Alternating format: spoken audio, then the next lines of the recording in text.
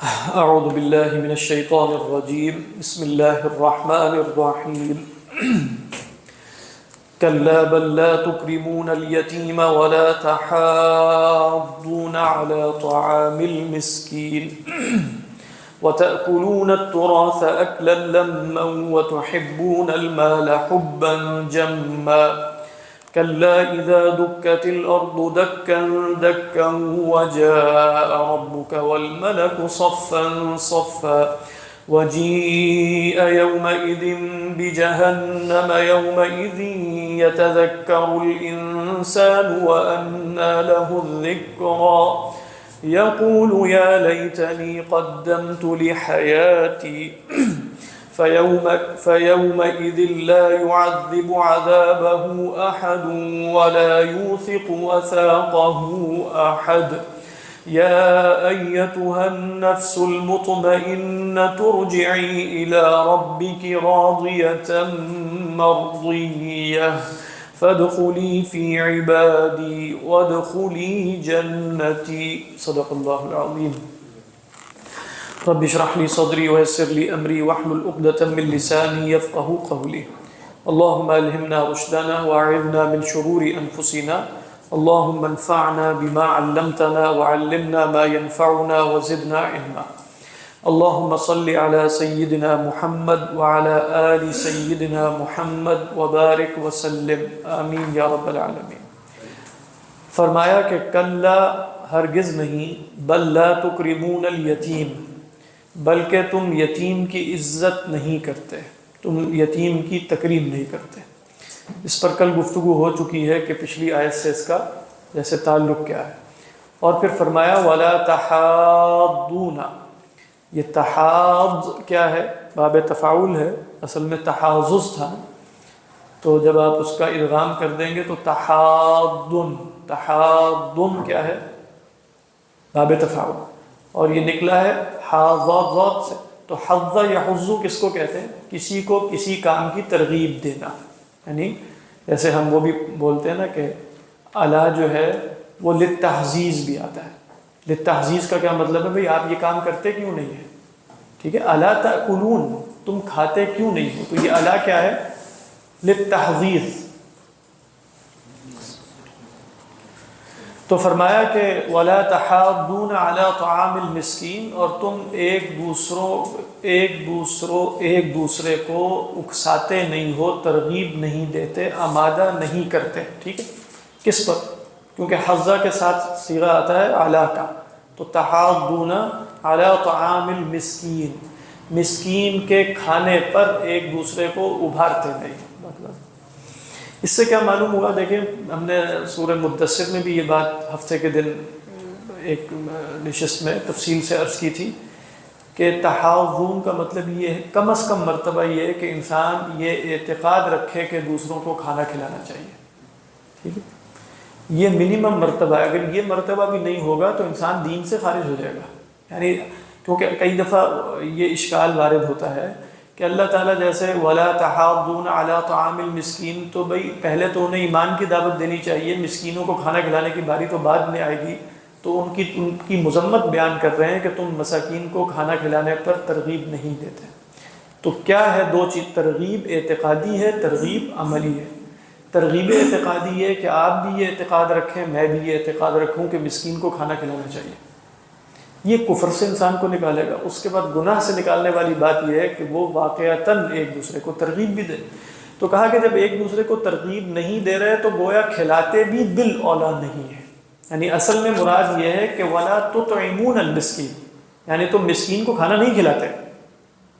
لیکن اس کو کیسے بیان کیا کہ ہو سکتا ہے ایک شخص نہ کھلائے لیکن دوسرے کو ترغیب دے دے یا دوسرے کی توجہ دلا دے، تو یہ بھی نہیں ہے، تو گویا کھلانا بھی نہیں ہے اور ایک دوسرے کو کہنا بھی نہیں۔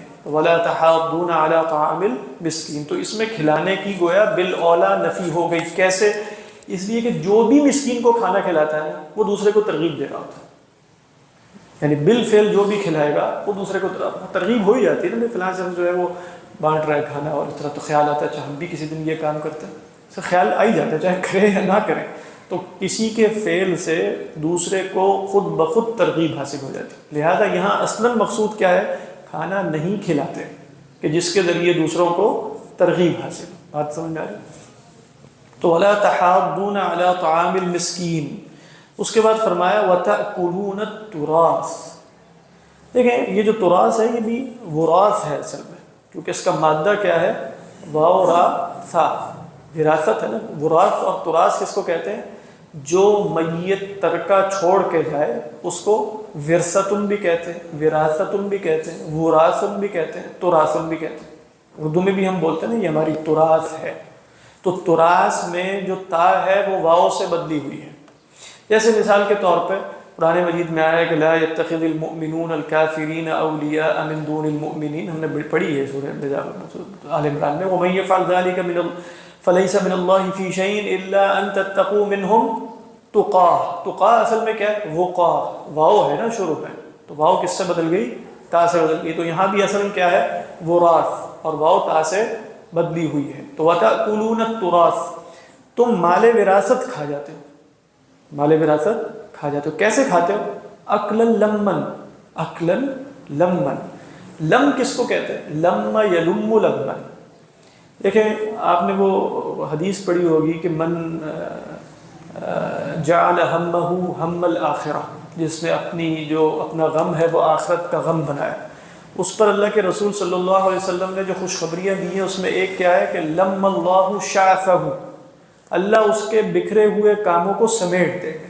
لم اللہ شعثہ. تو لم یلم کا مطلب ہے سمیٹنا. تو عقل لمہ کیا ہوگا؟ جیسے آپ کہتے ہیں نا جھاڑو پھیر کے صفائی کرتے ہیں، تو لمہ اصل میں مصدر ہے. لمہ یلم لمن. لمہ یلم لمن کا مطلب ہے سمیٹنا اس طریقے پر کہ کوئی شے باقی نہ رہے. تو وَتَأْكُلُونَ التُّرَاثَ اکلن، اور یہ مفعول مطلق ہے، اور یہاں مفعول مطلق اس کے نوع کے بیان کے لیے آ رہا ہے نا، تو اس کی صفت بھی آ گئی. یعنی کیسے کھاتے ہو تم؟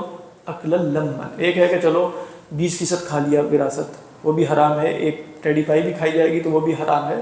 اکلن لمہ کا مطلب ہے جس کا حق بنتا ہے اس کو اتنا سا بھی نہیں دیا، جیسے جھاڑو پھیر کے کھا لیا سارا کچھ. یہ ہے، اور یہ ہوتا ہے، یہ بھی ہوتا ہے. تو وَتَأْكُلُونَ التُّرَاثَ أَكْلًا لَمًّا. اور یہ سب کچھ کیوں ہوتا ہے؟ ان سب کے پیچھے جیسے علت خفیہ جو کار فرما ہے وہ کیا ہے؟ وَتُحِبُّونَ الْمَالَ حُبًّا جَمًّا. یہاں بھی آپ دیکھیں کہ مفعول مطلق کے ساتھ مصدر کے ساتھ صفت آ کر گویا اس کی نوعیت کا بیان ہے. محض محبت نہیں ہے مال سے، مال سے محبت جمع ہے. جمع جم اصل میں کہتے ہیں کثرت کو. جمع یجم جمن و جمومن. جمع یجم جمن و جمومن کا مطلب ہے کثرہ.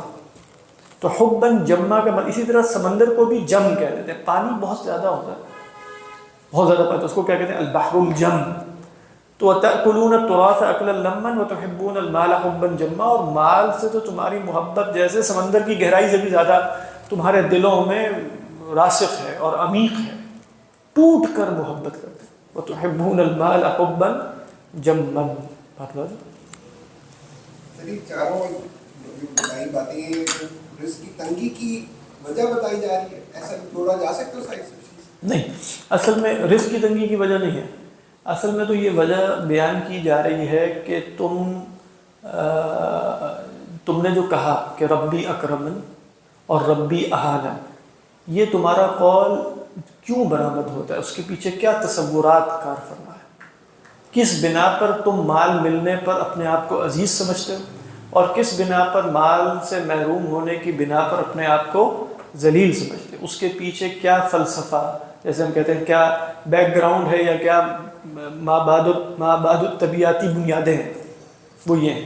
مابعد الطبیعتی نہیں ہے، ساری طبیعتی ہیں ٹھیک ہے، لیکن کیسے سمجھانے کے لیے تو وہ یہ ہے کہ تو پہلی بات یہ ہے کہ تمہارا اپنا مسئلہ ہے. یہ اللہ نے تو کہیں کسی یعنی اللہ مال دینے میں اللہ تکریم کرتا ہے، یہ کیسے معلوم ہوگا؟ یا عقل سے یا نقل سے؟ ایسا ہی ہے نا، اللہ نے مجھے مال دیا تو اللہ نے میری تکریم کی ہے، یہ کیسے معلوم ہو سکتا ہے؟ یا عقل سے یا نقل سے. دو ہی ذرائع ہیں انسان کے پاس، چوتھا تو کوئی نہیں. تو عقل سے تو یہ بات معلوم نہیں ہو سکتی کہ مال ملنا اکرام ہے، یا پھر اللہ خود بتائے گا یعنی وحی کے ذریعے، یا یہ بات معقول ہوگی یا یہ بات منقول ہوگی کہ وحی کے ذریعے، تو وحی میں بھی کہیں نہیں آیا. تو یہ تمہارا تصور آ کہاں سے گیا؟ یعنی سوال تو یہ بنتا ہے نا کہ یہ تصور کیسے پیدا ہوا؟ جیسے ہم کل بھی دیکھ رہے تھے، وہ تصور ان وجوہات کی بنیاد پہ پیدا ہوا ہے یتیم کی بھی وراثت ہوتی ہے نا، وہ بھی ساری ہڑپ کر جاتے ہیں. مسکینوں کی کوئی عزت نہیں ہے تمہارے ہاں، یتیم کی تقریر نہیں کرتے. تو جس معاشرے میں یہ سب کچھ ہو رہا ہوگا وہاں جو بھی پروان چڑھے گا وہ یہی تصور رکھے گا نا کہ مال عزت ہے اور فقر ذلت ہے. تو لہذا اور یہ سب جو مال تم ہڑپ کر جاتے ہو سارے کا سارا، یہ مال کے ساتھ تمہارا خصوصی تعلق کیا ہے؟ حب جما. تو یہ غالباً اس کا جواب ہے، کیونکہ پیچھے بات ختم ہوئی تھی نا کلا، کہ یہ ایسا نہیں ہے، نہ اہانن نہ اکرمن. کلا پھر بل کیا ہے؟ پھر بل لا تکرمون الیتیم ولا تحاضون علی طعام المسکین وتأکلون التراث اکلا لما وتحبون المال حبا جما. حبا جم، حب جم. اس کے علاوہ مفسرین نے کیا جواب دیے جو چار کہتے ہیں کہ اصل میں انتقال ہے، یعنی اللہ یعنی عموماً جیسے امام راضی علیہ الرحمہ کو دیکھیں گے، بل میں اضراب ہوتا ہے نا، ہم معلوم ہے بل کس کے لیے آتا ہے؟ اضراب، اور اضراب انتقالی ہوتا ہے، تو عموماً ابتالی بھی ہوتا ہے. تو انہوں نے کہا کہ بھئی کلّا کے ذریعے ان کے اندر ان کا ابطال کر دیا، ان کے اس اقوال کا جو اعتقادات ہیں. یعنی اصل میں کیا تھا؟ ربی اکرمن اور ربی اہانن کا تعلق کس سے تھا؟ اعتقادات سے. ایسا ہی ہے نا، یہ قول ہے نا، قول عقیدہ ہوتا ہے، قول عمل نہیں ہوتا. قول فی نفسی کیا ہے؟ عقیدہ. یعنی اگر میں کہوں فقر ذلت ہے، ابھی اس کا تعلق میرے عمل سے نہیں ہے، یہ میرا عقیدہ ہے. اس کے بعد عقیدے کے بعد عمل بیان کیا جائے، تمہارا عقیدہ یہ ہے، وہ بھی باطل ہے. اور پھر بل کے بعد اللہ تعالیٰ نے ان کے عقائد سے ان کے اعمال کی طرف انتقال کیا، جیسے امام راضی فرما رہے ہیں. وہ کیا ہے؟ بل لا تکرمون. بات وہی پہنچے گی اگر اس کا رب، یعنی ہم بھی یہی بتانا چاہ رہے تھے کہ ان اعتقادات کے پیچھے کچھ اعمال ہیں. ٹھیک ہے، وہ انتقال کیا ہے؟ من القول الی الفعل. پہلے ان کے دو اقوال تھے، ربی اکرمن ربی اہانن، ثم الانتقال من اقوالہم الی افعالہم. اچھا واللہ عالم. اس طریقے پر عموماً تو مفسرین ویسے 2-3 کے سوا اس طریقے پر بیان نہیں کرتے کہ وہ لازماً دیکھیں کہ کیا ہے، وہ آیات پر غور کرتے ہیں. یعنی ان کا زیادہ فوکس ہوتا ہے تفسیر پر. تفسیر کا مطلب ہوتا ہے لفظ کیا ہے، اذا دکت الارض دکا دکا، تفسیر کہتے ہیں اس کو. یہ جو مبحث ہے کہ یہ تعویل کرنا ہے، یعنی وہ اس کا مقصد کیا ہے یا اس کا حقیقی معنی کیا ہے، یہ تعویل کہنا تھی. لیکن بہرحال قرآن میں اس طرح بھی غور کرنا چاہیے، کیونکہ اللہ تعالیٰ بہرحال قرآن مجید جو نازل فرما رہے ہیں اس میں انسانی نفوس کا تزکیہ بھی ہے، اور انسانی نفوس کی گہرائیوں کا بیان بھی ہے کہ انسان کیسے سوچتا ہے، کیسے عمل کرتا ہے، کیسے اس کے اندر اعتقادات جو ہیں وہ پروان چڑھتے ہیں. تو اس طریقے پر تو قرآن میں تو بہت زیادہ ہر جگہ پر ایسی بصیرتیں یقیناً موجود ہوں گی، ہر آیت میں. کیونکہ یہ انسان کا، یہ غلط ہے ویسے جدید کہ انسان کا بیان ہے، انسان کا بیان نہیں، خدا کا بیان ہے. لیکن خدا نے بہرحال انسان کی کمزوریوں کا بیان کیا ہے. یعنی قرآن مجید انسان سینٹرڈ نہیں ہے قطعاً، لیکن چونکہ انسان کو عبد بنا کر اس میں پیش کیا گیا ہے، تو انسان کی عبودیت کا مطلب ہے نقائص کا مجموعہ ہونا اور احتیاج کا مجموعہ ہونا. تو وہ اس میں نظر آئے گی کہ نہیں آئے گی خدا سے اپوزٹ. تو اب وہ نظر آ رہی ہے بالکل، جیسے تمہارے اندر یہ مسائل ہیں اور یہ سب فارغ ہے. تأکلون التراث اکلا لما، غور کرے گا انسان تو بالکل فضول سی بات ہے. وتحبون المال حبا جما، اس میں بھی گہرائی میں اتر کے دیکھے گا تو بالکل کسی کام کی بات نہیں ہے. کوئی محبت کا فائدہ نہیں ہے نا مال سے اتنا زیادہ. مال ہو، حاجت پوری ہو جائے، لیکن مال فی نفسی ہی مقصود کیوں بنے گا؟ زین للناس حب الشہوات میں بھی ہم نے یہ دیکھا کہ انسان کے ساتھ ہوا کیا ہے، صرف شہوات مزین نہیں ہے، ان کی محبت مزین. سورہ آل عمران میں بھی دیکھا. تو یہاں بھی وہی جیسے بات ہے، وتحبون المال حبا جما. اس کے بعد دیکھیے اللہ تعالیٰ نے پھر علاج کیا نا، کلا، پھر ڈانٹ کلا مطلب کیا مطلب کلا؟ کوئی بات نہیں. جیسے حضرت شاہ عبد القادر علیہ الرحمہ کا ترجمہ، کوئی بات نہیں، کرتے رہو محبت مال سے، یعنی کوئی بات نہیں، لگ پتہ جائے گا. خلاصہ یہ کوئی بات نہیں، لگ پتہ جائے گا. مرنا تو ہے نا، اور تمہارا مرنا کیا ہے، اس پوری زمین کی موت ہے، اس کا بیان کر دو. تو زمین ہی نہیں رہے گی، تمہارا مال اور تم اور کیا، زمین ہی نہیں رہے گی. اذا دکت الارض دکا دکا. دکا یا دکو دکن کہتے ہیں جو منجرا ہوتا ہے نا عربوں کے ہاں، جس کو ہاون دستہ کہتے ہیں. وہ جو ہاون ہوتا ہے، دستہ تو اوپر والا ہوتا ہے، تو جو نیچے ہوتا ہے وہ منجرا ہے، ٹھیک ہے، اور جو اوپر ہوتا ہے وہ مدق ہوتا ہے. دکا یا دکو اور دکا یا دکو دونوں استعمال ہوتے ہیں، وہ پیسنے والا جو ہوتا ہے. دکا یا دکو کا مطلب یہ ہے اصل میں، اس طریقے پر جیسے اخروٹ کو یا کسی مسالے کو یا اس طرح پیستے ہیں نا، یہ ہے کلا اذا دکت الارض دکا دکا، دکا یا دکو دکا. بعض نے کہا کہ دقہ یدق دکن اور دکہ یدق دکن میں فرق یہ کہ دقاق جو ہے نا وہ بالکل چھوٹے چھوٹے ٹکڑے ہو جائیں تو وہ دقاق ہے، یعنی آپ نے پیسا اور بالکل پاؤڈر بنا دیا اسے، وہ کیا ہے؟ دقیق۔ دقیق کس کو کہتے ہیں؟ آٹا، اس لیے کہ وہ آٹا ہے، دق کے بعد ہوا ہے۔ اور اگر اس طرح نہ ہو کچھ بڑا، مطلب آپ کہیں کہ پیس دیا ہے لیکن اس کے جو اجزاء ہیں وہ اتنے چھوٹے نہیں ہیں، وہ کیا ہے؟ دقاق ہے کاف کے ساتھ۔ تو دق یقیناً یعنی یہاں زمین کو جیسے یوں موٹی ہے نا، یوں مار کے جیسے یوں کر کے فلیٹ کرنے کا، چپٹا کرنے کا بیان ہے۔ کلا اذا دکت الارض دکن دکا۔ دکن دکا کیا ہے؟ مفعول مطلق ہے، پہلا مفعول مطلق ہے، دوسرا اس کی تاکید کے لیے ہے، یعنی کلا اذا دکت الارض دکن، یہ بھی کافی ہے، لیکن دکن دکا اس میں مزید تاکید ہو۔ اور آگے بھی آپ دیکھ رہے ہیں وجاء ربک والملک صفا صفا، یہ بھی مفعول مطلق یہ حال ہے اور دوسرا اس حال کی تاکید ہے۔ تو فرمایا کہ کلا، کوئی بات نہیں، کیا ترجمہ ہے تھانوی کا؟ کوئی بات نہیں ہے، کچھ اور ہے؟ ہرگز ایسا نہیں، یہ ہم نے پیچھے لکھا ہے کہ ان افعال کے غیر موجب للعذاب سمجھنے پر رہتا ہے۔ پیچھے بھی رب انہوں نے یہی کیا تھا، جو پچھلا والا کلا تھا وہاں پہ ہم نے یہ بتایا تھا کہ آگے بس صیغہ خطاب بطور اتفاق کے فرماتے ہیں کہ تم لوگوں میں صرف یہی اعمال موجب والے عذاب نہیں بلکہ یہ بھی نہیں۔ ہاں مطلب وہ ظاہری بات ہے، وہ زیادہ، وہ یہ بھی بالکل ٹھیک ہے، لیکن زیادہ ہوگا جیسے صرف یہ اعتقادات موجب عذاب نہیں ہے بلکہ یہ اعمال بھی ہیں تمہارے، وَلَهُمْ أَعْمَالٌ مِّن دُونِ ذَلِكَ هُمْ لَهَا عَامِلُونَ۔ اور یہاں بھی جیسے وہ کہہ رہے ہیں کہ تمہارا یہ خیال کہ یہ موجب عذاب نہیں ہے، اللہ عالم یہ ترتیب بھی ہو سکتی ہے، لیکن شاید اس سے بات ہلکی ہو جاتی ہے۔ یعنی اگر آپ اس کو یوں پڑھیں گے نا، یا شیخ مصطفیٰ اسماعیل جو تھے نا قاری مصر کے، سنا نام ہے؟ ان کی تلاوت ہے سورہ فجر کی، تو وہ جیسے انہوں نے اس آیت کو بہت دفعہ پڑھا ہے، یعنی کلا سے بار بار شروع کرتے ہیں اذا دکت الارض دکن دکا۔ اصل میں اگر آپ اس کو جیسے حضرت تھانوی کا ربط ہے وہ بھی درست ہے، اس کو یوں جوڑ کے دیکھیں نا وَتُحِبُّونَ الْمَالَ، یہ سب کی کلمینیشن کس پر ہوئی؟ یعنی تم مال تکریم نہیں کرتے یتیم کی، مسکین کو کھانا کھلانے کی ترغیب نہیں دیتے، ایسا ہی ہے نا، اور سوری وہ تاکلون التراث، اور یہ سب کھا جاتے ہیں وراثت، اور اس کی سب کا اینڈ آخری کیا ہوا؟ وَتُحِبُّونَ الْمَالَ حُبًّا۔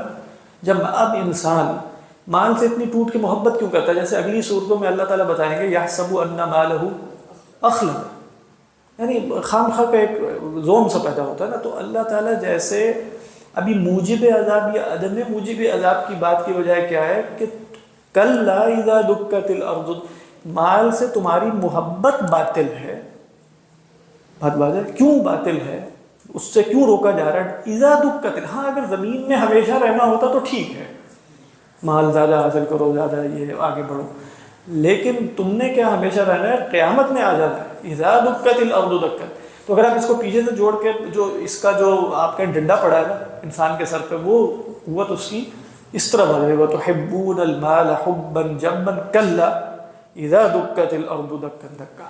بات ہے یہ اس طرح کا ایک انداز ہے جس میں شاید بہت انسان کے اندر حب مال کو نکالا ہے، یہ کہہ کر کہ یہ سب فانی ہے۔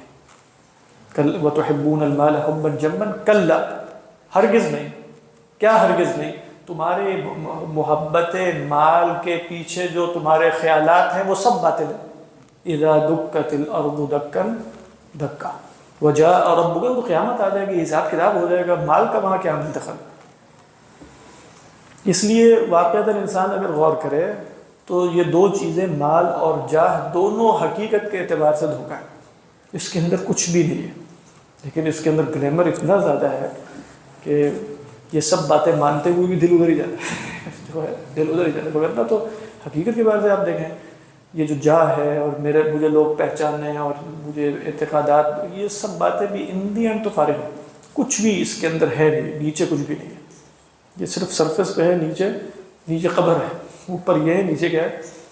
قبر۔ تو فرمایا وجاء ربک، تو وہ اب بتانے کا مقصد یہ تھا کہ زمین کو ایسے ہی کوٹنا نہیں ہوگا، اس کے بعد کچھ حساب کتاب قائم ہوگا۔ وجاء ربک والملک صفا صفا، یہاں اتفاق ہے مفسرین کا سوائے مجسمہ کے کہ صفن صفا حال ملک کا ہے، بات واضح۔ جاء ربک، ٹھیک ہے، جاء ربک، آپ کا رب بھی آئے گا، آپ کے رب کے آنے کا کی کیفیت ہے ہی نہیں، حال کیا ہوتا ہے؟ بیان کیفیت ہوتا ہے، یعنی حال وہ شے ہے جس کی جگہ آپ کیفہ رکھ سکیں. حال میں کیفہ رکھتے ہیں، یعنی اگر آپ نے حال کو پہچاننا ہو نا، آپ کو لغت میں کچھ بھی نہیں پتا، پھر بھی آپ پہچان سکتے ہیں کہ آپ کہیں کہ بھئی یہ کیفہ کا جواب اگر ہے تو یہ کیا ہے؟ حال. جیسے آپ کہیں جاء حامد، آپ پوچھتے ہیں کیفہ راکبا، حال. اگر آپ کہیں جاء حامد لما، کیوں آیا؟ آپ کہیں طلبا للعلم، یہ کیا ہے؟ مفعول لہو. یعنی مفعول لہو کیا ہوگا؟ وہ لما کے سوال کے جواب میں ہوگا، اور حال کس کے جواب میں ہوگا؟ کیفہ. خدا کے لیے کیف ہے ہی نہیں، کیونکہ خدا جسم نہیں ہے، خدا ماورا، لہذا حال یہ صفاً صفا خدا کا نہیں. کس کا ہے پھر؟ ملک کا. ملک ہمارے ہاں کوئی مسئلہ نہیں ہے کہ وہ صف بصف آئے جیسے مرضی ہے، کیونکہ وہ حادث ہے. تو فرمایا وجاء ربک والملک، اور یہ قیامت کے دن کا بیان ہے. اس پر بھی اتفاق ہے، اس لیے کہ فرمایا هل ينظرون الا ان ياتيهم الله في ظلل من الغمام والملائکہ وقضی الامر والى الله ترجع الامور. تو یہاں بھی فرمایا. تو اس دن ہوگا کیا؟ صفاً صفا کیا ہے؟ حال. پہلا حال ہے، دوسرا اس کی تاکید ہے. وجیء یومئذ، دیکھیں جاء یجیء کس کو کہتے ہیں؟ آنے کو. تو جاء کے ساتھ با کا صلہ آ جائے تو لانا ہو جائے گا، تو پھر لانا ہو جائے گا تو متعدی ہے تو اس کو مجہول بھی آ جائے گا، ہے نا. ورنہ تو جیء تو جاء تو لازم ہے نا، لیکن جاء بھی کیا ہے؟ وہ متعدی ہے، تعدیہ با کے ساتھ ہو گیا. جیسے ذہب لازم ہے، ذہب اللہ بی نورہم. تو اسی طرح جیء بی، یعنی اصل میں جوئیا یعنی فعل بی، تو جیء بی سوری وجیء یومئذ. یومئذ میں محذوف کیا ہے؟ اذ جاء ربک والملک صفا صفا واذ دکت الارض دکا دکا، یہ اذ کے بعد جملہ محذوف ہے. تو اس دن جس دن یہ سب کچھ ہوگا، جہنم لائی جاوے گی. یومئذ اس دن، کس دن؟ اب اذ کیا ہے؟ اذ جیء بجہنم، یعنی پہلے کیا تھا؟ یومئذ اذ دکت الارض دکا دکا. یہاں کیا ہے؟ یومئذ ای یومئذ جیء بجہنم، کیا ہوگا؟ یتذکر الانسان. یہ بھی انہوں نے خوب تلاوت کی ہے. وہ خیر مصطفیٰ اسماعیل کی تلاوت ہو سکتا ہے آپ لوگوں کو سمجھ میں نہ آئے، اس کے لیے تو الگ سے ذوق چاہیے. لیکن یومئذ یتذکر الانسان، لیکن یہ تلاوات اگر آپ مصطفیٰ اسماعیل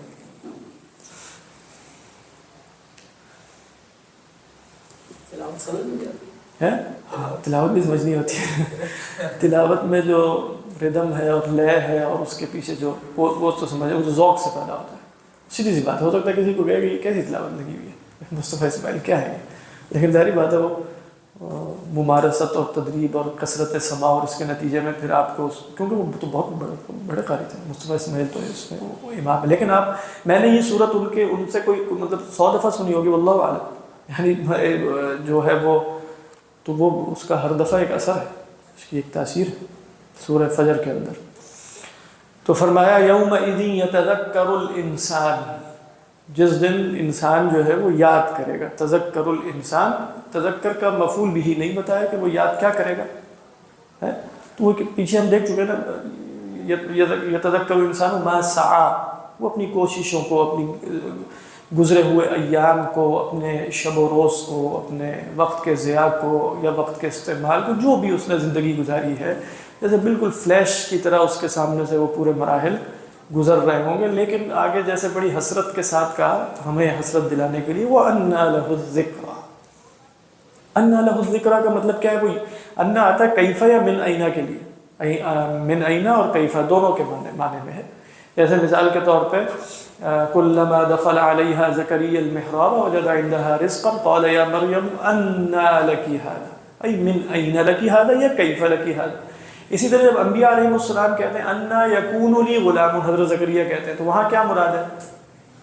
من این یا کیف. کیف انا کا سوال کیا ہے؟ کیف یکون لی غلام. اس کا مطلب یہ نہیں ہو سکتا، ہوگا تو صحیح، اس کی کیفیت کیا ہوگی؟ میں جوان ہو جاؤں گا، بوڑھا رہوں گا، میری نئی شادی کروں گا، یہی شادی رہے گی، یہ جوان ہو جائے گی، کیا ہوگا؟ بات بتائیں. تو انا سوال کیا ہے؟ کیفیت کے لیے. یہ انا سوال ہے ظرف مکان کے استفہام کے لیے. تو یہاں کیا مراد ہے کہ وہ ان کیف لہ الذکر، یعنی وہ یاد نہیں کر سکتے، کیسے وہ یاد کرے گا؟ یا اگر آپ کہیں استبعاد کے لیے من این لہ الذکر، کیسے اس کو یاد آئے گی یہ مراد نہیں ہے، یاد تو سے آ جائے گی، فَمَن يَعْمَلْ مِثْقَالَ ذَرَّةٍ خَيْرًا يَرَهُ، سب دیکھ لے گا وہ۔ مراد ہے أَنَّ لَهُ الذِّكْرَ أي أَنَّ لَهُ النَّفْعَ مِنَ الذِّكْرَ، اسے اب اس یاد سے کیا فائدہ، کیسے حاصل ہوگا فائدہ، یا کہاں سے حاصل ہوگا فائدہ، یہ مراد، یہی ترجمہ۔ اور اب سمجھ آنے کا موقع کہاں رہا، یہ ترجمہ کہتے ہیں۔ جیسے ظرف کا من اینا، یعنی ظرف کا ترجمہ کریے، موقع ہی نہیں ہے اس کا، وَأَنَّا لَهُ الذِّكْرَ، کیوں کر اس کو فائدہ دے؟ وہ بھی ٹھیک ہے، وہاں محاورہ ہی ہے، کیفا کہ ہم کیوں کر بھی کہہ لیتے ہیں، کیفا کیوں کر، بریکٹ میں یہ لکھا ہے یعنی اب کیا فائدہ، اب کیا فائدہ، تو یہ ظاہری بات ہے ہم بھی یہ بریکٹ ہی میں لکھیں گے، وَأَنَّا لَهُ یعنی وَأَنَّا لَهُ النَّفْعُ مِن ذِكْرَى سَعْيِهِ، یقول یا لیتنی، وہ کہے گا یا لیتنی قدمت لحیاتی۔ اب یہاں علماء نے ذکر کیا کہ وہ مطلقاً یہ نہیں کہہ رہا حیاتی الاخرویہ یا حیاتی بغیر کسی اضافت کے، گویا اس کے سامنے، اب چونکہ یہ قیامت کے دن کا بیان ہے، گویا اس کے سامنے زندگی کی اب ایک ہی صورت ہے، مراد یہ ہے کہ وہ پچھلی زندگی کو اس کے مقابلے میں گویا اب زندگی کنسیڈر نہیں کر رہا، وہ ہے ہی ان الدار الآخرۃ لہی الحیوان، آخرت کا گھر ہی زندگی ہے، حیوان مصدر ہے، حی یحییٰ سے حیوان، زندگی آخرت ہی کی ہے۔ الناس نیام اذا ماتوا، دیکھیں آپ سو رہے ہوتے ہیں، سو کے اٹھتے ہیں، جیتے تو آپ کو پتہ ہوتا ہے وہ خواب تھا، لہذا آپ اس کو جاگ کے ساتھ خلق ملک نہیں کرتے۔ انسان موت کے بعد جب یہاں سے برآمد ہوگا قبر سے، تو وہ اس سے پہلی کیفیت کو خواب سے زیادہ نہیں دیکھے گا۔ حضرت علی کا مشہور قول ہے نا، الناس نیام اذا ماتوا انتبہوا، سو رہے۔ وہ امام راغب الاصفہانی کی کتاب ہے نا تحصیل السعادتین و تفصیل النشأتین، اس میں انہوں نے عجیب و غریب جیسے تمثیلات بیان کیے ہیں۔ وہ کہتے ہیں دیکھو بیج جو ہے وہ مٹی میں جاتا ہے تو ایک نئی نشأہ میں پیدا ہوتا ہے، خیر بتانے کو چاہ رہے ہیں کہ اپنے آپ کو دبانا پڑتا ہے، اپنے آپ کو کھپانا پڑتا ہے، اپنے آپ کو دفن کرنا پڑتا ہے، تبھی آپ ایک، پھر انہوں نے کہا کہ بچہ جو ہے وہ ماں کے پیٹ میں ہے، تو جب تک ماں کے پیٹ کے اندھیرے میں نہیں ہوگا وہ اس فضا تک نہیں پہنچے گا، لیکن جیسے وہ اس سے نکلے گا وہ ایک نیا ایک انتقال ہے۔ کہتے ہیں پھر اس سے بڑے انتقال کے لیے اسے پھر کسی شے کے پیٹ میں جانا ہے، یعنی وہ کیسے آگے منتقل ہو، یعنی اگر بچہ ماں کے پیٹ میں ہے تو کل زندگی اس کے لیے وہی ہے، اور وہ سمجھ رہا ہے کہ یہ کافی بڑی کائنات، تو جو حمزہ دوسرے کو بتایا تھا نا ڈو یو بلیو ان موم، وہی والا، تو وہ یہی سمجھ رہا ہے، لیکن وہ جیسے انتقال ہوا تو پتہ چلا کہ وہ تو اتنا سا ووم اور وہ باہر کی دنیا کیا ہے، اور وہ سمجھ رہا ہے یہ سب کچھ۔ امام راغب فرماتے ہیں کہ پھر اگلے انتقال کی ضروری ہے کہ وہ ماں کے پیٹ میں جائے، جیسے ہم بھی کہتے ہیں نا دھرتی ماں، دھرتی کیا بولتے ہیں زمین کو کہتے ہیں نا ماں، دھرتی ماں، پھر اسے زمین کے پیٹ میں جانا پڑے گا، اور اس کے بعد جب وہ انتقال ہوگا تو کہہ رہے ہیں اس کی نسبت اس انتقال سے کہیں بڑی، یعنی ماں کے پیٹ کو جو نسبت ہے اس دنیا سے، کہہ رہے ہیں وہاں یہ نسبت بھی نہیں ہے، یعنی جب وہاں سے وہ نکلے گا تو یہ نسبت بھی نہیں ہے، لہذا کوئی شخص کہے گا کہ ماں کے پیٹ کی زندگی کیا زندگی تھی، اور کیا بات ہے وہاں تو بڑے، کوئی کسی کو کچھ ہے ہی نہیں خبر اس کی، وہ زندگی تھی ہی نہیں، یعنی حالانکہ وہ زندگی تھی، وہاں انسان ہل بھی رہا ہے، چل بھی رہا ہے، بہت سارا کچھ کر رہا ہے وہاں، چل تو نہیں رہا مطلب ہل رہا ہے، تو اسی طرح وہاں ہوگا۔ تو یہ اس آیت کو اگر آپ ان کے تفسیر کے تناظر میں سمجھیں نا تو وہ یہی اس کے یہ نہیں ہے کہ وہ کہہ رہا ہے کہ اچھا وہ زندگی، وہ اس کو زندگی سمجھ ہی نہیں رہا، لہذا اسے یہ کہنے کی ضرورت ہی نہیں ہے کہ یقول یا لیتنی قدمت لہذہ الحیات او لحیاتی الاخروی، اس لیے کہ ما قبل اب اس پر واضح ہے کہ وہ زندگی نہیں تھی، وہ زندگی نہیں، حیات کی تو اب یہ صورت سامنے آئی ہے، بات واضح، واللہ اعلم۔ اچھا ایثار جو ہے اس کا جواب کیا ہوگا، یقول یعنی یہ اس کا، ہاں یہ بالکل اس کا جواب، یعنی کلا اذا دکت الارض دکا، نہیں ویسے اس کا جواب نہیں ہے، وجیء یوم، نہیں اس کا جواب محذوف، زیادہ زیادہ یہ ہو سکتا ہے کہ یقول، اس کے بعد جو آ رہا ہے نا اذا دکا، اس کا جواب فیومئذ، یعنی اصل میں اذا دکت الارض دکا وجاء ربک، وجیء سب کا عطف کیا ہے اسی پر ہے، وجیء، اور اسی طرح یومئذ، یعنی وجیء یومئذ بجہنم، یومئذ اس کا تعلق بھی اسی سے، اور جیء کا عطف کس پر ہے، جاء پر، کیونکہ ماضی ہیں دونوں، اور پھر جو یومئذ بجہنم، یومئذ اگلا اس کا بدل ہے، یعنی وجیء یومئذ بجہنم، یومئذ یہ اس کا بدل ہے، یتذکر الانسان وانى له الذکریٰ، یقول یہ کیا ہے، وانى له الذکریٰ ماذا سیقول، یہ بھی جواب نہیں ہے. یقول یا لیتنی، جواب زیادہ کیا ہے، یا تو محذوف ہے یا فا، یعنی اذا دکت الارض دکا دکا فیومئذ لا يعذب عذابہ احد، یہ جواب شرط کا فا ہے. اس کا عامل ہو یتذکر، یومئذ یتذکر، یعنی وہ کہنا یہ چاہ رہے ہیں کہ اذا جو حالت نصب میں نا، اذا اور اذا حالت نصب میں ہوتے ہیں نا، ظرف ہے، اس کا عامل کون ہے، یقول یتذکر، ممکن یعنی عامل سے مراد جواب شرط نہیں ہے، یعنی عامل سے مراد ہے اس کو نصب میں لے جانے والا، بات ہے، اس کو نصب میں لے جانے والا، ظرف کو نصب میں لے جانے والا کیا ہے، یقول، یتذکر، ہاں یتذکر، ٹھیک ہے، اسی کے اوپر پھر عطف آ رہا ہے نا یقول کا، یومئذ یتذکر الانسان وانى له الذکریٰ یقول، یعنی ویومئذ یتذکر ویومئذ یقول، اذا ذکر جو پیچھے ہے اس کا عامل ہے، اس کا عامل ہے، یعنی جو پہلا اذا آیا تھا وہ منصوب کیوں ہے، وہ منصوب اپنے اس عامل کی وجہ، اس دن ہونا کیا ہے، یعنی اذا، یا آپ کیا کہیں گے دوسرا حل جو ہوتا ہے اس کو، یعنی ایک آسان حل عامل تلاش، جیسے ہم تفسیر بداوی میں بھی دیکھ رہے تھے کہ وہ یا آپ کسی عامل کو تلاش کرتے ہیں یا آپ جو ہیں وہ کسی شیخ کے پاس جاتے ہیں. تو یہ ہے یقول یا لیتنی قدمت لحیاتی فیومئذ، بہرحال یہ جواب شرط بھی ہو سکتا ہے، یعنی اصل میں اذا کے بارے میں اور اس کے بارے میں کہا جاتا ہے کہ اذا، ویسے بات جو اس کا عامل ہوتا ہے نا وہ جواب شرط ہوتا ہے، کیونکہ اذا کے بارے میں کہا یہ جاتا ہے کہ اذا ظرف زمان للمستقبل منصوب بجوابی ہے، منصوب بجوابی ہے، تو وہ اس کا جو عامل ہے وہ اس کا جواب ہے، یعنی اذا دکت الارض دکن دکن یتذکر الانسان، تو یہ جو اگر اس کا عامل ہے نا تو اذا اور اس کا عامل اصل میں اس کا جواب ہی ہوتا ہے. اللہ اعلم. حیاتی سے مراد میری زندگی جو گزر چکی نہیں، جو ابھی سامنے موجود ہے، یوں ہی میں بتا رہا تھا کہ وہ اب حیات کا ایک ہی ریفرنس دیکھ رہا ہے، بس وہ یہ آنے والی حیات ہے. حیاتی سے مراد کے لارڈ عمر نہیں، مراد یہ ہے کہ اب میں قیامت کے دن اٹھ گیا ہوں نا، اور یہاں میں نے ایک حیات گزارنی ہے، یا جہنم میں والعیاذ باللہ یا جنت میں. نہیں، قدم تو نہیں، تو ماضی کی تمنا کا بیان کر رہا ہے، کاش کہ میں نے اپنی اس زندگی کے لیے ماضی میں کچھ کیا ہوتا. قدمت فی الماضی یعنی لحیاتی، اس زندگی کے لیے، تو گویا یہاں اس کے لیے حیات صرف یہی ہے. تو وہ پچھلی، جیسے اللہ تعالیٰ نے فرمایا یوم لم یلبثوا الا ساعۃ من النہار یتعارفون بینہم، وہ ان کو ایسے ہی نظر آئے گا، ایک گھنٹہ تھا، خواب تھا، جو کچھ کے دیکھا، جو سنا افسانہ تھا، اس طرح کی کیفیت ہوگی. فیومئذ لا يعذب عذابہ احد، اس دن نہیں عذاب دے گا کوئی بھی ایسا عذاب جو اس کا عذاب ہے. مفعول مطلق ہے نا، عذاب کون سا، لا يعذب احد عذابہ، ہو کی ضمیر کہاں جا رہی ہے، لفظ جلالہ کی طرف، یعنی جو عذاب اللہ کا ہے وہ کوئی عذاب نہیں دے سکتا اس کا. واضح ہے نا ترجمہ، لا يعذب، وہاں پہ کیا عذاب دیں گے؟ یہ کہنے کا مقصد یہ نہیں ہے کہ کوئی عذاب دے گا وہاں، مراد یہ کہ وہاں جو اللہ والعیاذ باللہ مارے گا، پکڑے گا، وہ کوئی اور پکڑ نہیں سکتا. یعنی اس کو تم تشبیہ کسی دنیاوی عذاب سے نہ دینا، وہ اس عذاب پر اللہ کے سوا کوئی قادر ہی نہیں ہے. فَيَوْمَئِذٍ لَا يُعَذِّبُ عَذَابَهُ أَحَدٌ وَلَا يُوثِقُ، اوثق یوثق ایثاق، بات واضح. اور اسی سے میثاق ہے، اسی کا اسم مصدر وثاق ہے.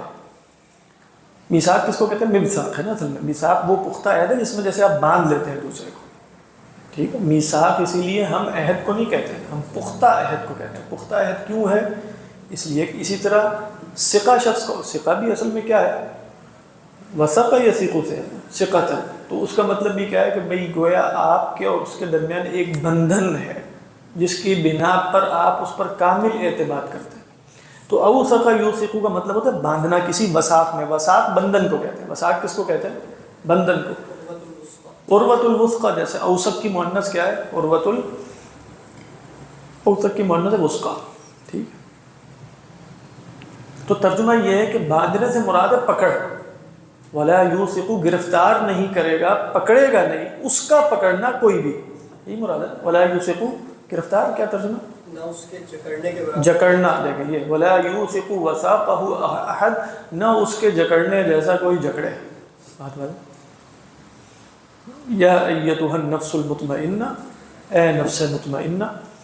بہرحال یہاں آپ سب جانتے ہیں نفس مطمئنہ ایک تو وہ ہے کہ بھی بیان کیا جاتا ہے کہ وہ نفس کی 3 حالتیں ہیں، مطمئنہ سے مراد اکثر علماء نے یہ لی ہے کہ جو 2 معنی، ایک یہ کہ جو دنیا میں مطمئن تھی، کس صورت میں مطمئن ہونا، یعنی رضیت باللہ ربا وبالاسلام دینا وبمحمد نبیا، یہ کیا یہ اطمینان کی، یعنی جس کو کامل یقین ہے اپنے اس پر، یہ مطمئن نفس ہے، شک نہیں ہے نا، شک کیا ہوتا ہے؟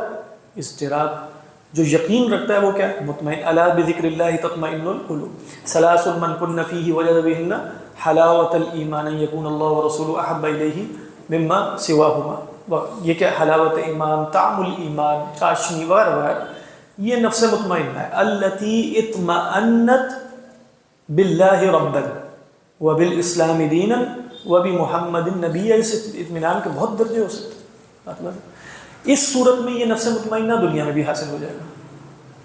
یعنی اگر آپ نفس مطمئنہ کی یہ تعریف کریں کہ جو کامل یقین رکھتا ہو، تو یہ کامل یقین تو دنیا میں مقصود بھی ہے، تو نفس مطمئنہ پھر دنیا میں ہی ہوگا، بات واضح اپنی سمجھ میں آ رہی ہے کہ نہیں؟ دوسرا یہ کہا کہ نفس مطمئنہ سے مراد ہے جس میں خوف اور حزن نہ ہو، ٹھیک ہے، تو خوف اور حزن نہ ہونا پھر یہ جنت میں داخلے کے وقت ہوگا، تو پھر اس صورت میں نفس مطمئنہ کس وقت ہوگا؟ جنت میں۔ بعض نے کہا کہ نفس مطمئنہ ہوگا موت کے موقع پر، وہ مطمئنہ کیسے ہوگی؟ کہا کہ موت کے موقع پر 2 ہی کیفیت ہوں گی، یا موت کی جب فرشتے سامنے نظر آئیں گے تو خدا سے ملاقات کی تمنا بڑھ جائے گی، یا وائس ورثہ والعیاذ باللہ، ایسا ہی ہوگا نا۔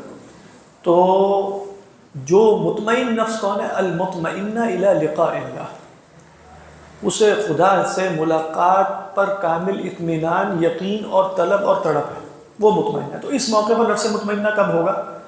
موت کے موقع پر۔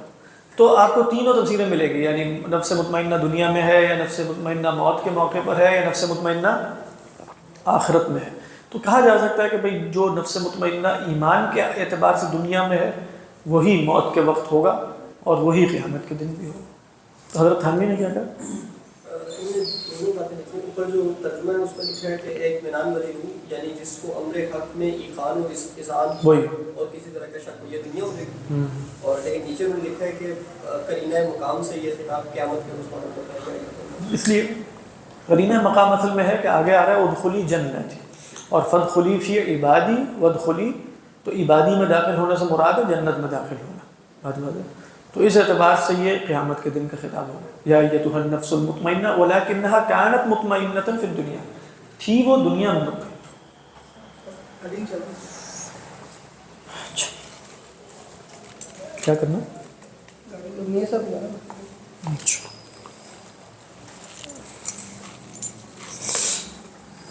تو یا ایتھا النفس المطمئنہ ارجعی الی ربک راضیۃ، لوٹ جاؤ۔ اب اس سے علماء نے کہی موت کے موقع میں خطاب ہے، ارجعی الی ربک، یعنی سب احتمالات موجود ہیں نا اس کے اندر۔ ارجعی الی ربک راضیۃ، شیعوں کی جو تفسیر ہے اس میں یہ خطاب خالصتاً اس آیت کو سیدنا حسین کہ یہ ان کے لیے نازل ہوئی تھی، نازل پہلے ہوئی تھی لیکن مراد نفس مطمئنہ سے یہاں سیدنا حسین ہیں اور ان کی شہادت مراد ہے۔ بہرحال لفظ میں کوئی ایسا قرینہ نہیں ہے، لیکن وہ بھی یقیناً نفوس مطمئنہ میں شامل ہے۔ یا ایتھا النفس المطمئنہ ارجعی الی ربک راضیۃ، راضیۃ واضح یعنی رضی اللہ عنہم ورضوا عنہ، وہ کیا رضوا عنہ راضیۃ، اور رضی اللہ عنہم کیا مرضیۃ، جو خود بھی راضی ہے اور جو مرضی بھی ہے، مرضی یعنی خدا اس سے راضی ہے۔ فادخلی فی عبادی، تو میرے نیک بندوں میں، یہاں عبادی میں جو اختصاص ہے یعنی اضافت میں، وہ شرف کے لیے، یعنی میرے خاص بندے، یعنی فادخلی فی عبادی، تو جنت میں جو لوگ ہوں گے وہ خاص ہیں۔ وادخلی جنتی، صدق اللہ العظیم۔